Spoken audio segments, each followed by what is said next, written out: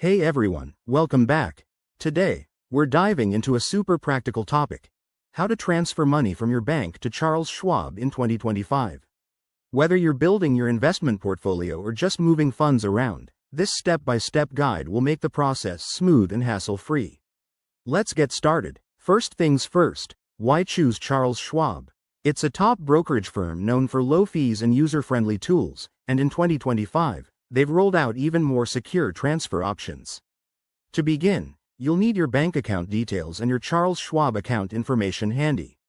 Start by logging into your bank's online portal or mobile app. Look for the Transfers or Payments section. Most banks make this easy to find. Next, select the option to transfer funds to an external account. You'll have to add Charles Schwab as a recipient if it's not already set up. Enter your Charles Schwab account number, routing number, and the amount you want to transfer.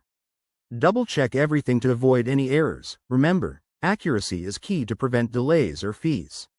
Once you've initiated the transfer, Charles Schwab might require a verification step, like a small test deposit, which is a security measure to confirm the connection. This could take 1 to 3 business days. In 2025, look out for the new instant transfer feature if your bank is partnered with Schwab, which could speed things up. A few tips to keep in mind. Always use a secure internet connection to protect your info, and be aware of any potential transfer fees from your bank. Some charge for outgoing wires.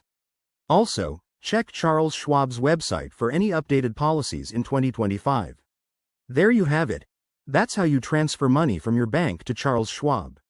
It's straightforward once you know the steps. If you found this helpful, give it a thumbs up and subscribe for more finance tips. Let me know in the comments if you have questions.